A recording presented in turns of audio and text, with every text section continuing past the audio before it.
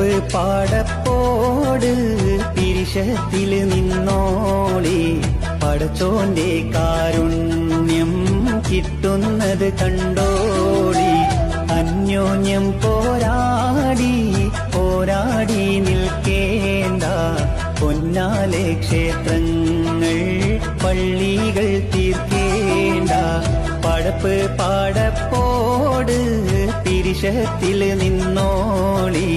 പടച്ചോന്റെ കാരുണ്യം കിട്ടുന്നത് കണ്ടോളി അന്യോന്യം പോരാടി പോരാടി നിൽക്കേണ്ട പൊന്നാലെ ക്ഷേത്രങ്ങൾ പള്ളികൾ തീർക്കേണ്ട